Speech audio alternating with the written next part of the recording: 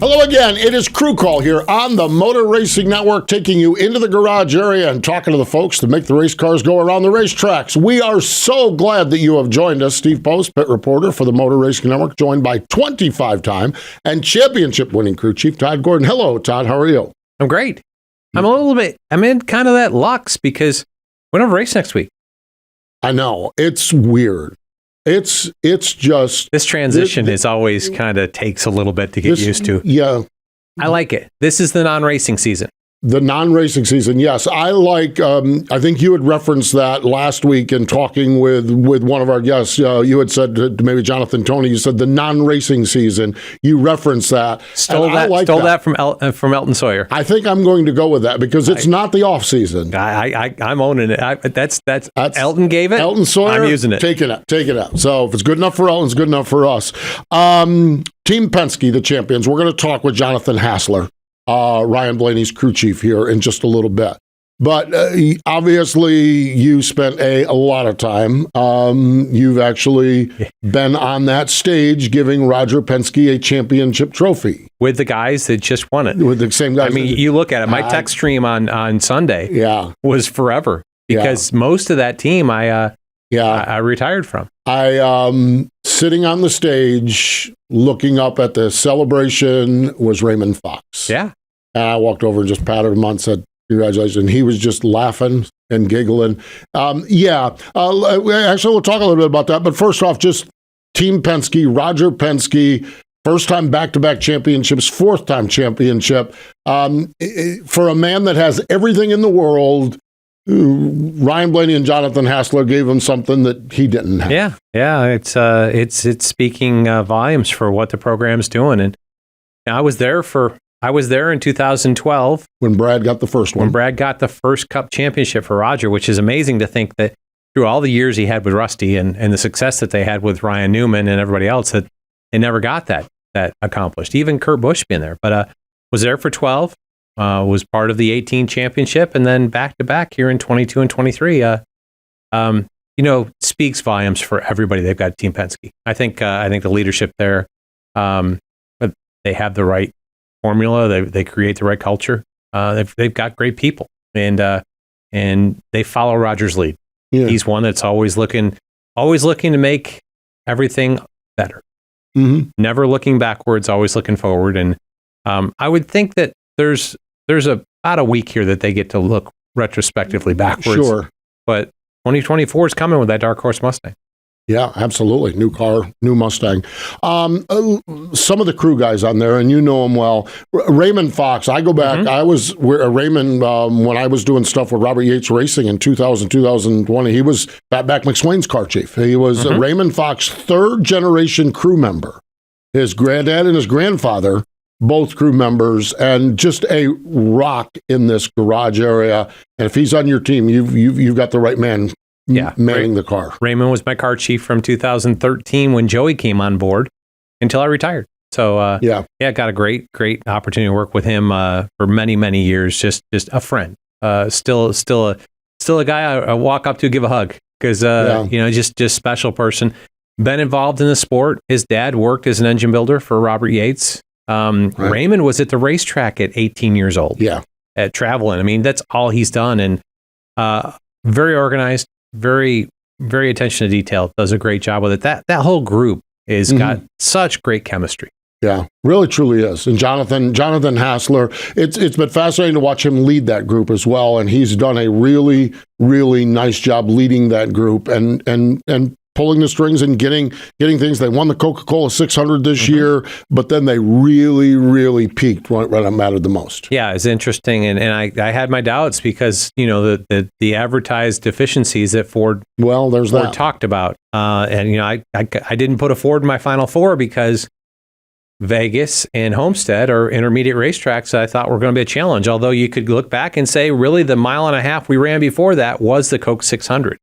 You got Kansas in there, someplace, but really, I felt like Blaney was pretty competitive at Vegas. Was I thought the best car of the last three races. So Jonathan's done a great job, and continuing to manufacture opportunity out of the setups that they've got and the cars they've got. Yeah, really, truly is. Really is cool what's happening up there. And Jonathan Hassler is your 2023 crew chief champion. Roger Penske, 86 years old, and still will outwork everyone here. Yeah, it's amazing. Brad one time years ago shared Roger's work ethic. It was 3 or 4 of us reporters standing around, and it was. I don't think there was a camera or a microphone rolling, and he says, "You guys just don't even understand." Nope. Roger Penske's work ethic. So Roger was a racer. You know, he drove, and he brought that up in the interviews this week. He drove there was a 1961 Pontiac that he drove back in the day.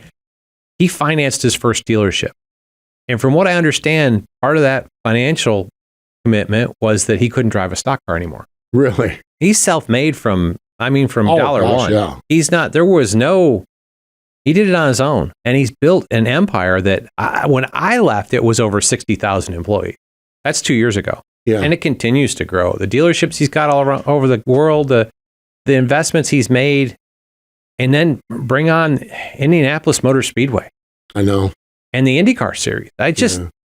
He continues to do and do and do. Just a phenomenal visionary, and he works hard at making everything successful. The one thing that stands out to me that Brad said was Rogers, and this was probably 4 or 5 years ago, so he'd been 81, 82. He was past 80 years old when we were having this conversation. He says, Roger is on the cutting edge of a technology. And that to me, just when I get to a certain age, my phone technology is out. Roger Penske hasn't got to that stage yet, and he is on the cutting edge of technology as well, which obviously in our sport's very important. Yes, yeah, and just not only on the cutting edge of technology, but he appreciates the value of human capital. Yeah. He's a people person. Yeah. He can walk in the shop and he can name people by names that I couldn't name by names that I work with every day. I just it's unfathomable. He's such a great leader, and he understands what it takes to be successful. He puts the effort in, and he appreciates the effort. Yeah. Great stuff. That is for sure. Appreciate you sharing a little bit of that, as well as Roger's this iconic figure, and it's good to kind of peel back the layers and just see a little bit as well. Roger's a more impressive person when you get to know him than the persona is outwardly. I've heard a lot of people said that. And that's hard to say. That's hard to say because he is Mount Rushmore of motorsports, business ownership, however you want to categorize that. Yep. So fun stuff. And his crew chief for Ryan Blaney is Jonathan Hassler, and he will join us next. Welcome back. It is Crew Call here on the Motor Racing Network. Todd Gordon, Steve Post, and we're joined from up at Team Penske via Zoom call with the 2023 championship-winning crew chief, Jonathan Hassler. Hello, Jonathan. How are you? Good morning, guys. Thanks for having me. We're doing really good. Yeah, I'm sure you are. Has it even started, to what degree has it started to sink in for you? I'd say, honestly, it's probably sunk in maybe 5 to 10%. I mean, not really a whole lot, to be honest. I mean, you're so in such a routine of finishing one race and moving on to the next. It's just kind of how we're wired. So, fortunately, with the season coming to an end, we'll have a little break here and let it all sink in. So, yeah.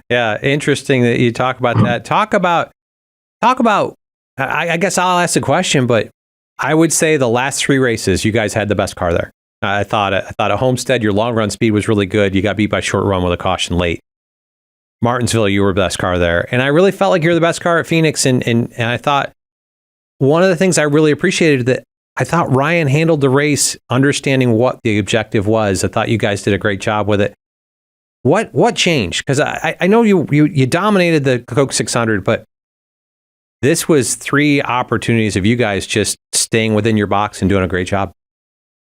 Yeah, I don't think it was really any one thing, Todd. I think it was just, we spent the whole year sort of trying to figure out where we were at. Obviously, we came out of the gate with, not quite the speed that we had last year, and we had to try some different things to get some speed, and we were probably a little bit conservative in doing so the first half of the year. And then once we got the win at Charlotte, we kind of stretch a little bit more and try to learn a little bit more. And then once the playoffs came around, we could kind of put those things together that were working. As you talk about that, and I just want to build off that, but there's really, with the lack of practice, you've got 20 minutes at places and you're really locked into what springs and shocks and you've got very few adjustments you can do afterwards. That really kind of puts you where it's hard to learn things and push the program forward, isn't it? Without having testing or having any practice of any magnitude? Yeah, with practice, the format the way it is, like you said, and locked in on, springs and shocks to some extent.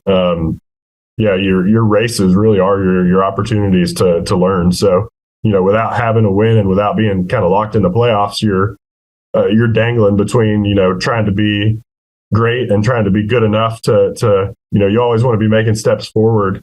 But you don't want to, try something so big and take such a step that it's a step in the wrong direction. So you kind of try to make small steps that are in the right direction. And then once you kind of, like I said, once you kind of get it locked into the playoffs, I feel like you can take a little bit more risk and take some bigger steps. And if you go the wrong direction, you've certainly learned. And like I said, by the time the playoffs come around, you can get those things kind of out of the way. Jonathan, you talk about small steps, and so it makes it tough to have aha moments, if you will. But was there a point during the season or during the playoffs where you're like, we have the potential for this thing to turn out like it ultimately did? Was there a moment where you're like, okay, maybe we got something here? Yeah, I think,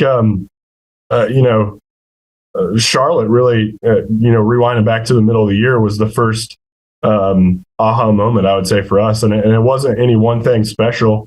We didn't, it used to be you could show up and you could have some big, aero body changes that were coming that you knew for sure were going to kind of set you apart and set you apart from the rest of the field. Now, those things don't happen. It's just, stacking all the details and making all the right decisions on every little thing. And then that kind of stacks up. And like I said, Charlotte, we didn't really, there was not one thing that stood out that we thought, oh, this is going to make us better. But we put all the right pieces together and we had speed. So we knew that if we put everything together that we'd be able to have the speed. So that was the first sign through the year. And then, honestly, I look back at Kansas, we had really, really good short run speed at that race. We really struggled kind of, I would say, with long run speed, but the speed showed up there and then we were able to kind of massage on what we did there and carry that through the rest of the playoffs.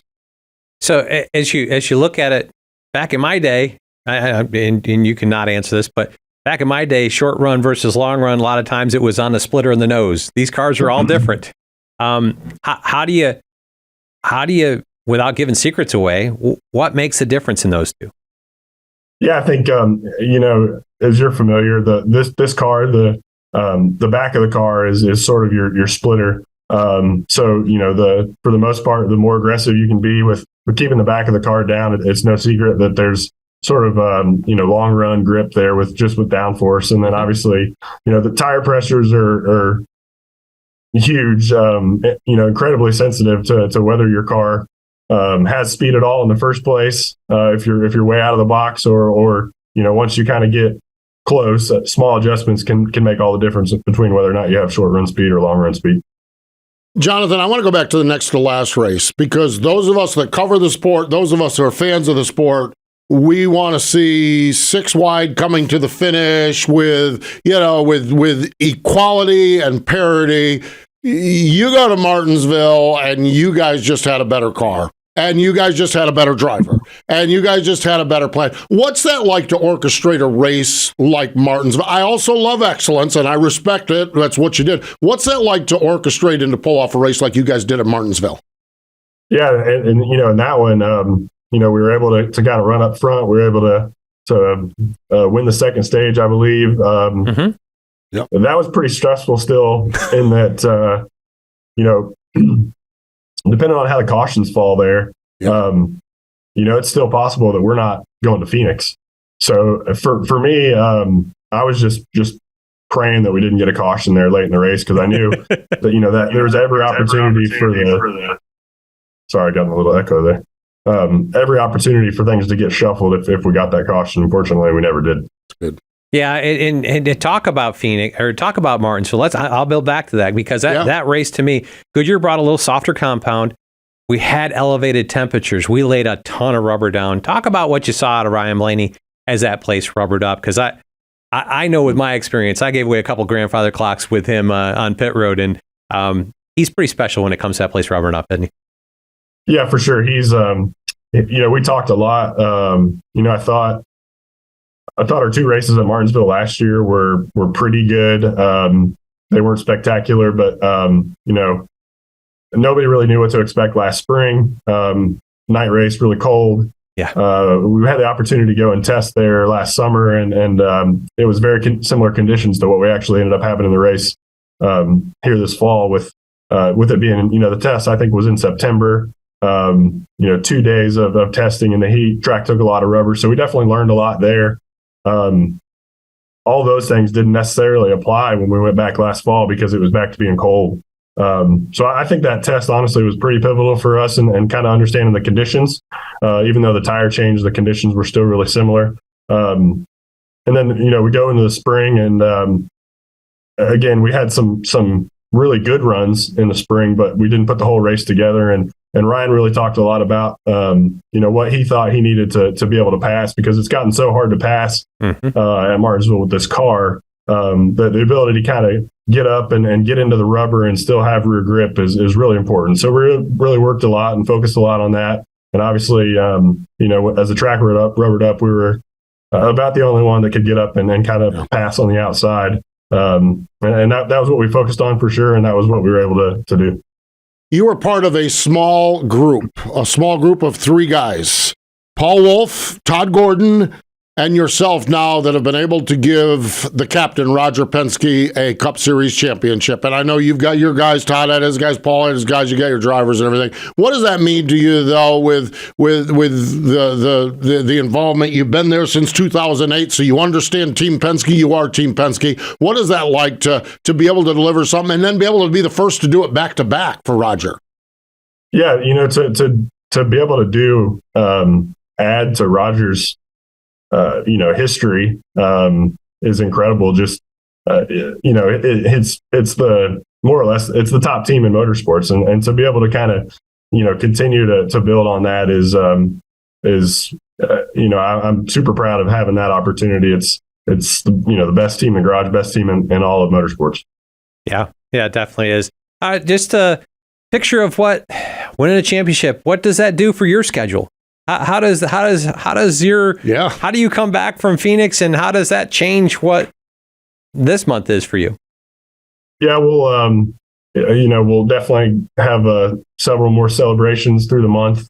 Both here at the race shop with all the shop crew and those their families. We'll be able to go to Nashville for the banquet, obviously here in a few weeks after Thanksgiving. And at all that, we'll be doing the Phoenix test, getting ready for 2024 here early December as well. So it's certainly busy. No rest for the wicked. Yeah, no awesome. Rest for the wicked. That's awesome. Yeah, Phoenix test. Oh God, that new Ford Dark Horse Mustang. That's gonna be good. What's your early assessment of what you guys have? I mean, I know you haven't tested it with anything like that, but what you've seen with your 2024 car. Yeah, I'm excited going into 2024. We've definitely, tried to improve on some issues or deficiencies we thought maybe we had with this car. So yeah, I'm excited. I think we'll be every bit as competitive as we enter the year, if not a little bit more. Yeah. So back to cars and pieces. What happens with? I've been through it before with winning the 500, and what happened with that? What happens with that championship car? That I saw pictures online, guys signing the bumper cover. I know we signed the waterfall in the past, but what happens with that car? Well, that's a good question. I don't really know it at this moment, Todd. But as you're familiar, we take a lot of pride in making sure our car is pretty cleaned up when it goes in the trailer, and the guys back at the shop that they're not having to deal with, strings of confetti everywhere. And we had to make a phone call the other night to make sure that we were able to clean up the car. So we got it cleaned up like we normally do. And then, like you said, everybody had the opportunity to sign the rear bumper. So we'll see what happens with that thing. Certainly something pretty cool. Pretty cool. The whole experience, pretty cool as well. And Jonathan, could not happen to a better guy than you. Congratulations on the championship. Enjoy the celebration. And we know you're going to have something for us when we get to Daytona, when we get to the Coliseum, and then on to Daytona next year. But thanks for joining us here on Crew Call. And again, congratulations on the success. Sounds good. Thank you very much, Steve and Todd. There we go. Jonathan Hassler, your 2023 championship winning crew chief, the 43rd man on the planet to win a crew chief in the NASCAR Cup Series. Stay with us. We'll have more Crew Call in just a moment.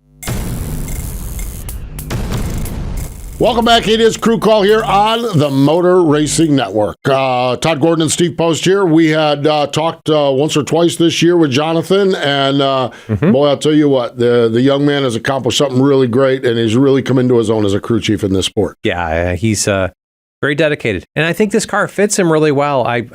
Jonathan was my engineer a couple times through my Penske career, and I've worked alongside and had him support a lot of the programs that I've been involved with. Very smart, very attentive to detail. Boy. And I think that's what works with this car. Oh, gosh, he talked about it. He talked about it at in his interview with Charlotte. It wasn't like we had one thing. It's just stacking all the little things up. He does a great job of that. And I think he's doing a really good job of preparing the car. I think Ryan is growing into the champion that I knew he'd be. Yeah. And I think this team is in a great position to come back and compete and repeat. Yeah, I do too. I think it's so funny you say that, attention to detail. Every crew chief we talk to is like, you have got to be buttoned up on this car like none in the past. Yeah, this car fits Jonathan perfect. I really think cool. So. He's a detail guy, and very. I mean, he's into everything. He is an engineer, right? He's a crew chief, but he fits well, and I think he and Ryan, he's a good influence for Ryan. I think this team is. Yeah. This team's got a lot of runway ahead of them. There's a lot of upside in the champions. There's a lot of upside as well. Yes. 75th season of NASCAR, wrapping it up.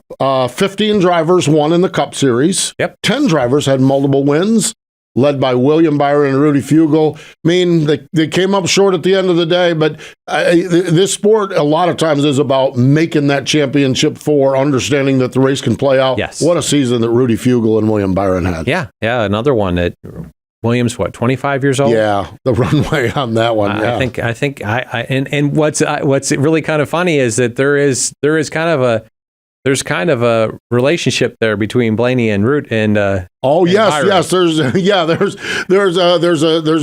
in-law. Not yet, but if there's dating within the families. Yes, how about that? If dating could continue to go forward, there could be an in-law situation there between the two of them, which is cool. What a great run for them, and Kyle Larson, Cliff Daniels. They were. I like this, and I this is meant as a compliment. Kyle Larson is the epitome of checkers or wreckers. Yeah, this year specifically. He either dominated races or wrecked out of them. Yeah. 8 DNFs or something like that. Yeah, unreal. But just 4 wins and a Final Four appearance. Yeah, and there's so much good in our sport. And we talked a little bit. Is this a changing of the guard, or is it just the growth of the youth? I still think we've got. Denny Hamlin's still at the prime of his career. It'd be fun to see how this all plays out. Yeah. William with 6 wins, Kyle, but when you get to the 3-win category, Kyle Busch, Martin Truex, Chris Buescher, Denny Hamlin, Ryan Blaney. You mentioned Denny, Martin, and Kyle. That's not the youth movement, and they between them had 9 wins between them, so they still won their share. Yes, yeah, they have. And honestly, I feel like we've got Chris Buescher, 3 wins. Oh. 3 wins? 2 wins? 3 wins. 3 wins, right? 3 wins, yep. 3 wins. I think Brad's in a better position than Chris is. He hasn't put it through to a victory lane yet, but it seems like he's got. Yeah, it just seems that's one of those where it's almost becoming head scratching how they haven't won a race, but that's kind of one of my stories of 2023 of this 75th anniversary is the resurgence of RFK racing. Yes, Chris Buescher with the 3 wins, Brad very relevant. That team and they ended up like 7th and 8th in points. Yes, and 2 or 3 years ago they were low 20s in points. Yes. That is unreal. When Brad went over there. That is unreal to be able to gain. It is unreal to gain from 30 to 20, let alone from low 20s into the top 10. We talk about the impact and the influence that Roger has in Team Penske. Yes. Brad, I feel like, has had that influence of the work ethic, of how you do things. I just think he's helped that program grow into where it needs to be. And I look for great things next year. This is when we really felt like this season that Ford was at an aero disadvantage with the decisions they had made. Right. With their own doing. Right. But I'm interested to see what this new Mustang does for those guys and where it puts the table. And what was fascinating is when we got to midseason, you had the Blaney win at Charlotte. Yes. But it seemed like RFK was the first one that kind of hit the Ford sweet spot. Yep. And others followed, but they seemed to be the first one to hit that sweet spot. Yeah. I have my notes here. RFK relevance. Yes. Christmas 2311 relevance. Yeah. Boy, this is a young team that, man, if they can grow at half the pace they've grown over the last year or two. You just talk about, and I'm going to leave Tyler out of it right now. Yes. The run that Booty Barker and Bubba Wallace went on from race 18 to the end of the regular season. Unreal. Championship caliber, and really race their way through that team has grown into themselves. Yeah. And Tyler Reddick, I think there were several people that had Tyler out in the first round, and they came on at the playoffs and they were a machine. Yeah, I put Tyler on that long runway in front of him as well. This is the first year of the relationship of understanding Toyota. Yeah. I mean, came out of the Chevrolet camp and a new crew chief. And I think likewise to what we just saw out of Jonathan Hassler and Ryan Blaney, I think Billy Scott's going to be really good for Tyler Reddick and the runway there. So, and there's so many, the future's so bright. Yeah. Another team that did, I have teams listed as big winners, and then we'll get into a couple strugglers. I think if you're RCR, and I know it probably didn't end as good as they wanted it to end, but your first season with Kyle Busch in the house to get 3 wins, there's some signs of life up there and welcome. Definitely signs of life there. The one thing that I look at is that those 3 wins happened early. That's the challenge. I feel like the momentum in the offseason wasn't as strong as they would hope it to be. Right. But Kyle is very passionate.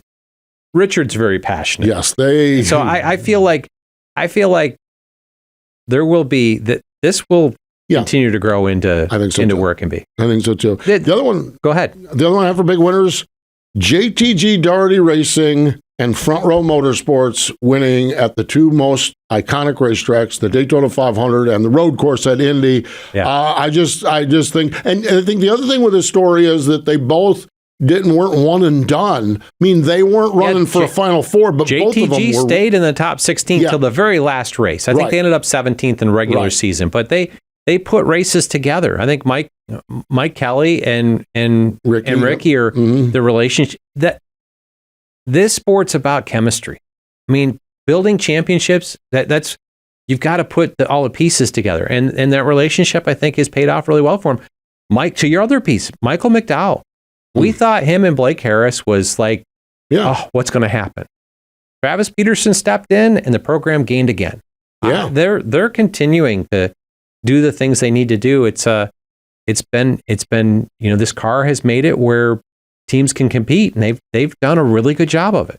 Was there other positives is there anyone else that stands out to you as far as the upside goes? Well, this is one I'm going to put out there that I think isn't going to be on people's radar.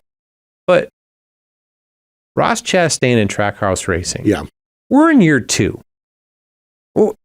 If you take away how phenomenally good year 1 was, they're still well ahead of where they need to be. And really, I felt like he won the final race. Yeah. Like they had that win at Nashville? Nashville, yep. And then they kind of had a lull, but they've recovered through the playoffs, didn't make it to the championship 4. They were out, but they were really good at Phoenix. I think a lot of momentum to built into 24. Yeah, if this team didn't have the 2022 they had, we'd be raving about the 2023 that they had. Exactly. Their 2022 was just stupid. Oh, it was a home run that knocked over the grandstand. Yeah, exactly. So and I like that. Yeah, I know that they're going to, because of the success, you're going to look at it as a down year.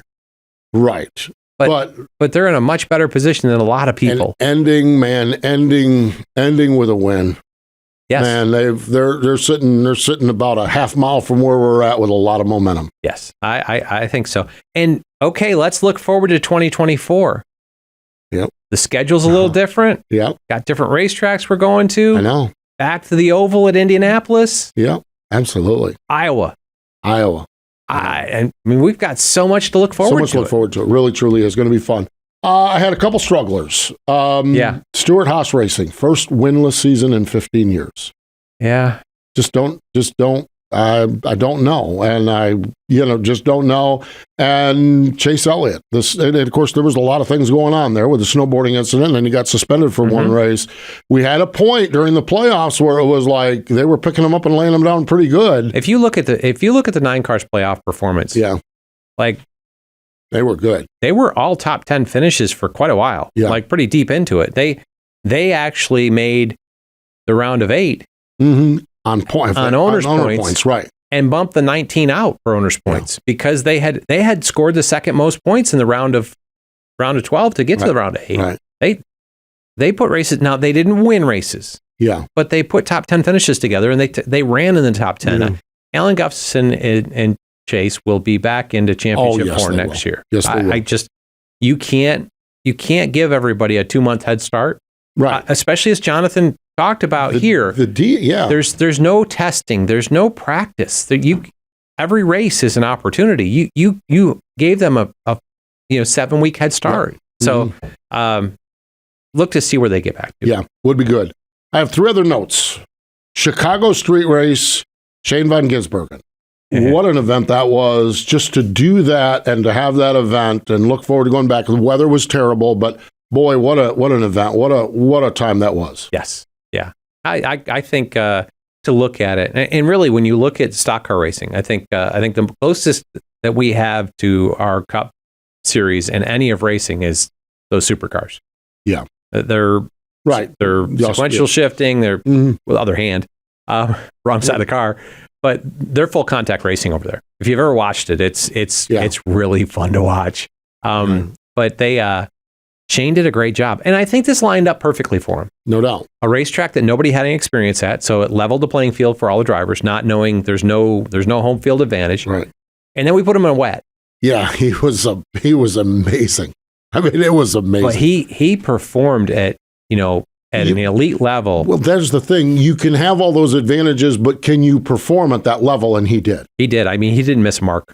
Yeah. He did not miss a mark. And I thought as I watched that race, I thought he looked really good to start with. Then he kind of backed up a little bit in the middle. And I was like, okay, well, he looked all right. And then that run at the end was just like crazy. Okay, so he's smart enough to not overstep his bounds in the middle and put himself. It'll be fun to see what he can do. I know he ran that truck race at a IRP, ORP, LORP, O'Reilly, in Claremont, Indiana. Yeah. Yes, exactly. I'm going to call it the IRP. Really cool racetrack, but but we'll see where it goes with the project he's got going on there at Trackhouse. Absolutely, the Chicago Street Race, something new.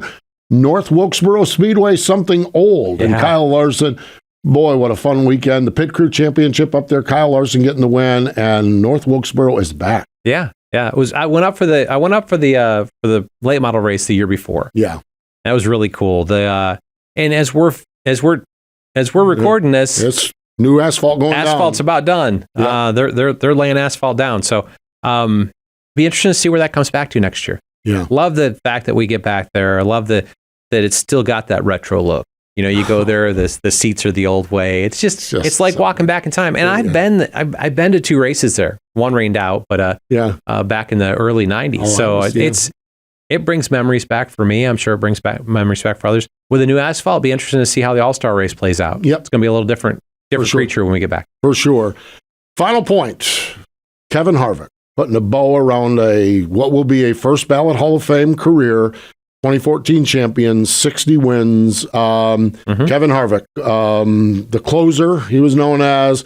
I love what when he made the move from RCR to Stewart Haas Racing, I love the deliberate way. There we go. I couldn't say that. Deliberate way they put that team together. They handpicked Rodney, and they had a year and a half, and they handpicked a championship caliber team. Yeah, and that's all Kevin Harvick. That's Kevin, kind of Kevin's way of doing things. Calculated and moving forward as well. Yep. That's been a phenomenal racing career for him, and I think he will do wonders for our sport in the TV booth as well. I think his knowledge. We're going to get to see a side of Kevin. I think so. On the analyst side, that you're going to understand more in depth what Kevin sees as a racer. Yep, I love it. Yeah, I think it's great for the sport to have him continue to be involved. I think he'll do a phenomenal job with it.